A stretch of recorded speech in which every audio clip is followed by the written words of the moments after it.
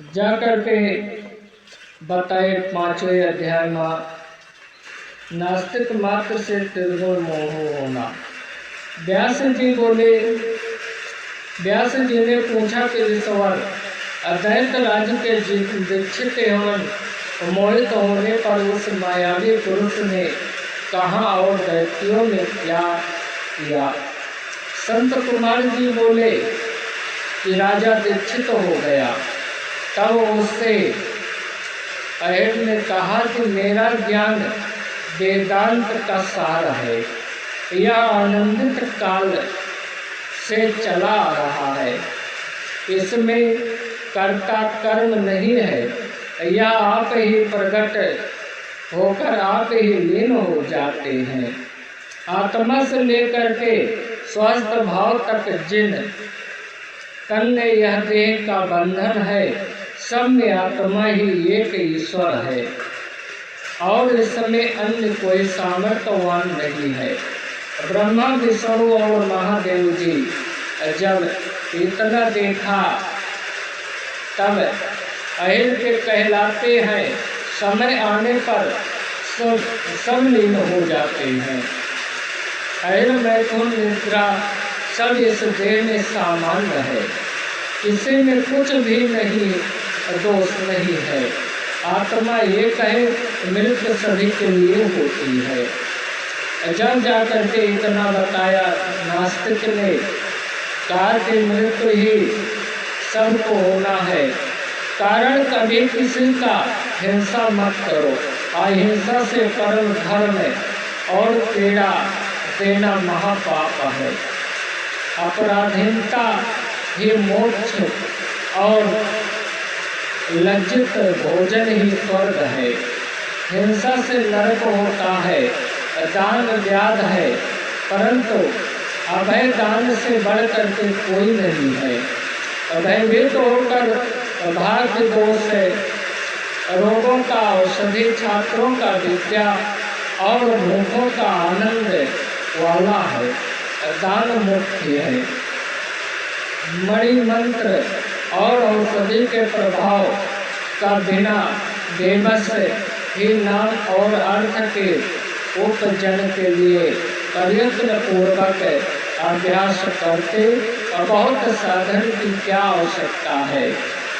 जाकर के सभी और केवल 12 संचालित की ही पूजा करें। यथा 5 कर्म इंद्रियां, 5 ज्ञान इंद्रियां, मन और बुद्धि, प्राणियों को स्वर्ग और नरक यही है और कहाँ कहीं मोक्ष पूर्वक मरना ही मोक्ष है। अग्नि में तिल, घी और पशु की आहुति कर स्वर्ग की इच्छा करना बड़ी विचित्र बात है। जाकर के इसे प्रकार उस असुर नायक ने लिए यतिराज ने अपना सिद्धांत कहकर फिर कुलवासियों को आदर से कहा कि प्रत्यक्ष अर्थ में ही निवास करना चाहता हूँ, यही एकमात्र सुख का साधक है, यही देव से परे की बात है। आनंदित ही ब्रह्मा और नाना कल्प मिथ्या है। जाकर के नास्तिक ने बताया, कहा कि ब्रह्मा और विष्णु ये सब मिथ्या है, शरीर के स्वरूप रहते हुए ही सुख का साधन कर लेना चाहते हैं। बुढ़ापा आ जाएगा तो सुख का सामर्थ्य क्या होगा। जब इतना जाकर के यह देह शीघ्र ही नष्ट हो जाने वाली है। यह अतएव ज्ञानी को चाहिए कि बहुत सुख का साधन करे। वेद भी सुख का साधन करने को चाहता है। लोगों में जात कल्प व्याधि से है। यदि मैं ब्रह्मा की उत्पत्ति हुई, जिनके 2 पुत्र दक्ष और मारीच हुए, जाकर के मारीच के पुत्र कश्यप ने दक्ष के 13 कन्याओं को का धर्म से विवाह किया। जा करके राजा दक्ष ने 13 कन्याओं को धर्म के साथ में विवाह करके दान दे देते हैं। फिर प्रजापति के मुख बहुत उचित यज्ञान चरण से वरण उत्पन्न हुए पूर्व पुरुषों को कल्पना है या कि विचार संगठित नहीं होती है।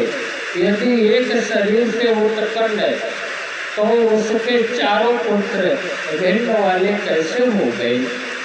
इस प्रकार भारत का विभाग ठीक नहीं। संत कुमार जी ने कहा कि इसी उस यति में पूर्ववासी राजा से घर्षण कर वेद मार्ग को नष्ट करा दिया और पतिव्रताओं के व्रत का पुरुषों के जितेंद्रिय बात का भी मुंडन किया। फिर धर्म यज्ञ तीरथ और श्रद्धा देवताओं के लिए स्वादिष्ट खंड करते हुए उन्हें विशेष कर शिव जी की पूजा मंड कभी नहीं किया तथा इसी प्रकार उसने विष्णु सूर्य और यदि आदि की पूजा का भी निषेध किया।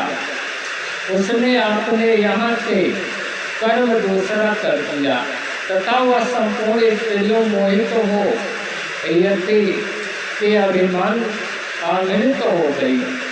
अंतापुर की स्त्रियाँ राजकुमारपुर की और कुल की सभी स्त्रियाँ इसी प्रकार विमोहित हो गई। रघुवंशी सभी अपने धर्म का कार्य मुख हो गया और अधर्म फैल गया। फिर भगवान विष्णु की माया से लक्ष्मी ने त्रिपुर के घर अपना वास बनाया और लक्ष्मी उन्हें त्याग कर चली गई। जाकर के लक्ष्मी जी त्याग करके चली जाती है। विष्णु जी द्वारा निमित्त उस बुद्धि को देख करके नारद जी भी तीर्थार्थ हो गए। जाकर के नारद जी भी उसकी बुद्धि को देखे तो जाकर के वो भी तीर्थार्थ हो जाते हैं। व्यास जी ने पूछा तब दैत्यराज विमोहित हो गया। तब क्या संत कुमार जी बोले कि जब दैत्यराज ने शिव अर्चना त्याग दिया, दैत्यराज जो है वो शंकर जी की पूजा करना छोड़ दिया। शंकर जी की पूजा छोड़ करके तब वो शास्त्र धर्म नष्ट हो गया, लोग दुराचारी हो गया। तब भगवान विष्णु ने कैलाश जाकर परमात्मा महेश्वर को नमस्कार कर स्तुति की। तब ब्रह्मा जी और देवराजेंद्र भी देवताओं के साथ लिए वहाँ पहुँचे और उन सब ने भी आदि पुरुष कर की आराधना को तब उनके तब से प्रसन्न हुए।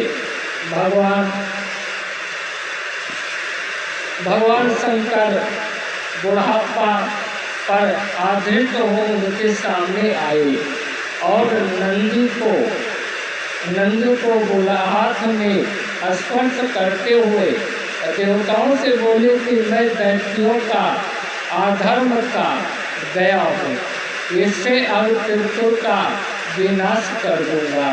परंतु अभी तक मन से वे मेरे हस्त भक्त हैं, उन्होंने माया से मोहित होकर के उन धर्म त्याग किया है।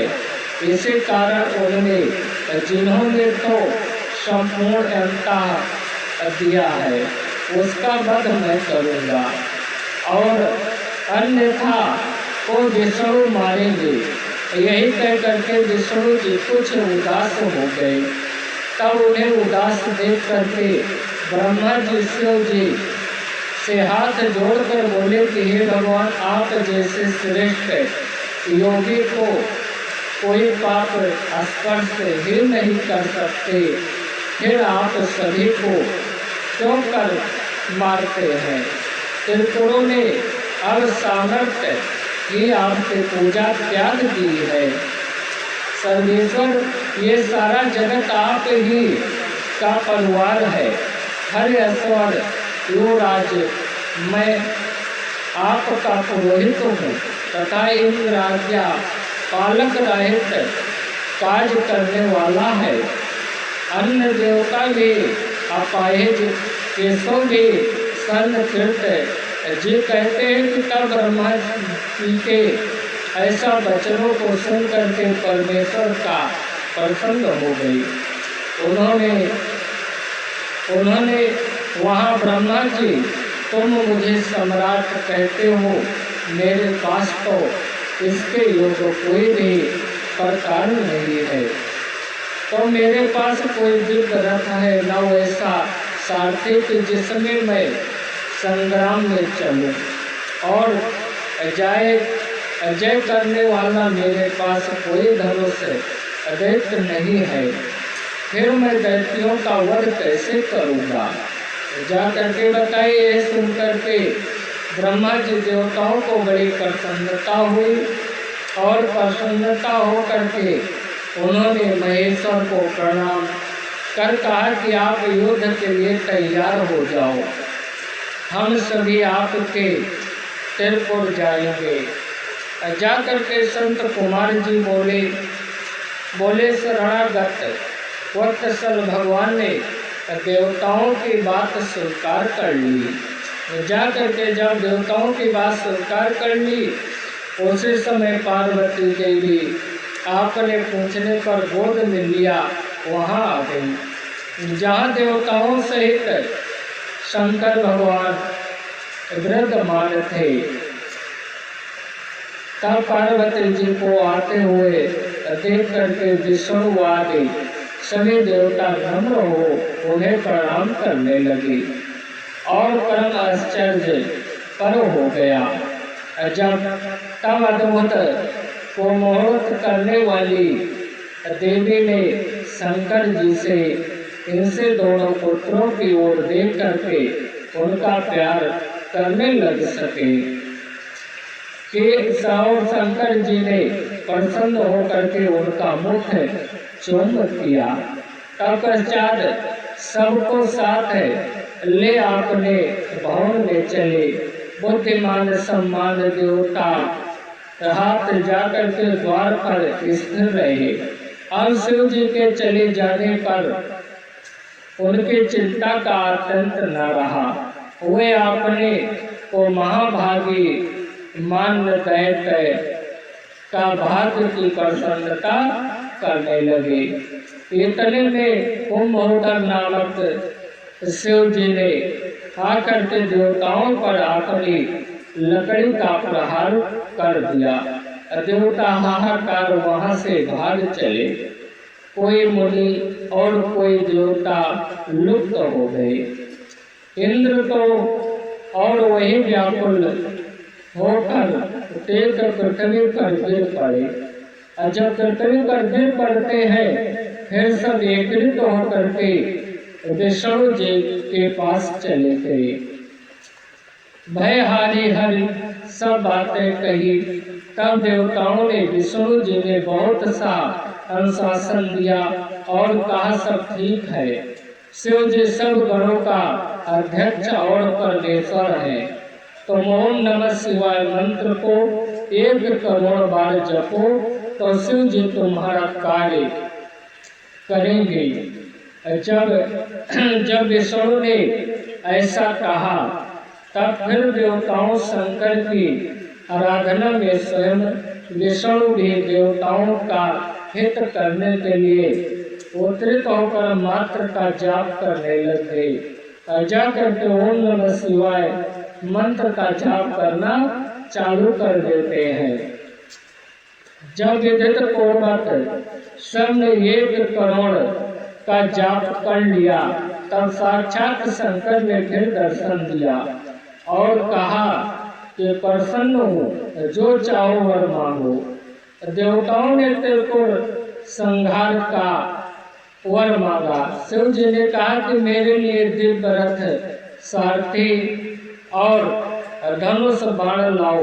ये सुनकर सब देवता प्रसन्न होकर विश्वकर्मा को बुलाया गया।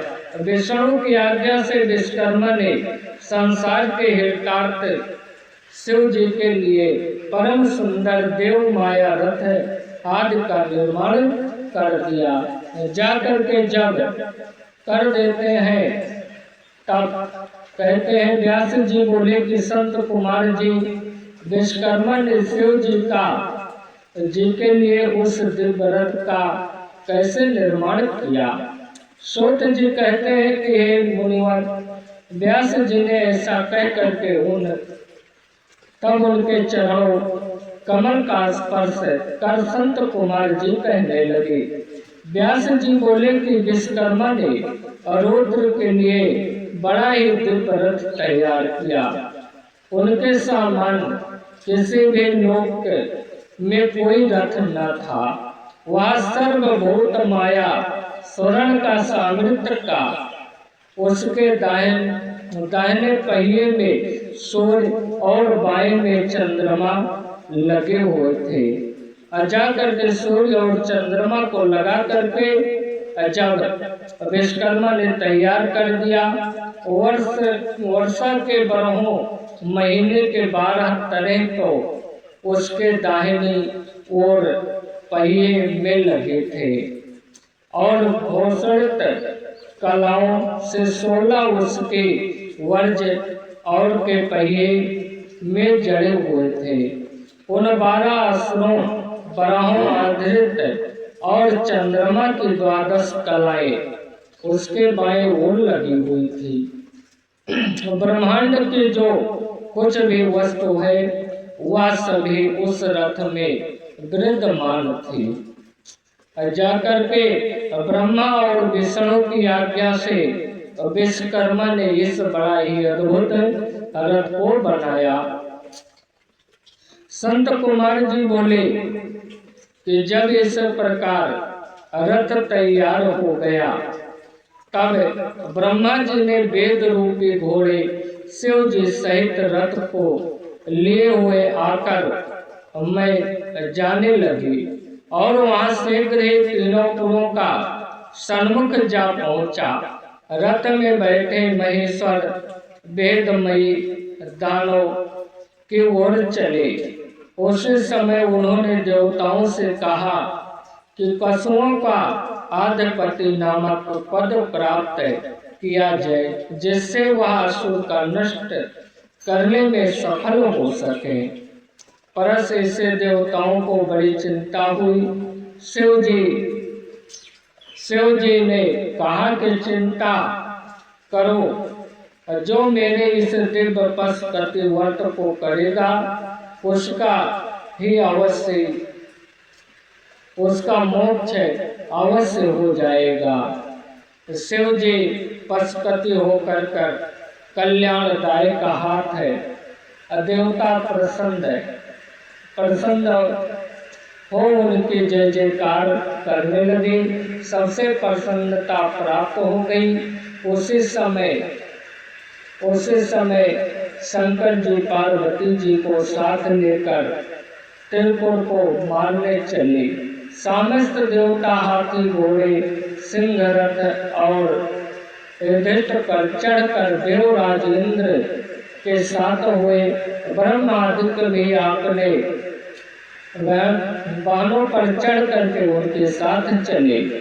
विष्णु आदि सभी देवता परम कामित महेश्वर के आगे हुए आकाश सिद्ध चरण उन दूतों की वर्षा कर रहे थे। उसी समय असंख्य दल तीनों पुरों में प्रवेश करने लग गए।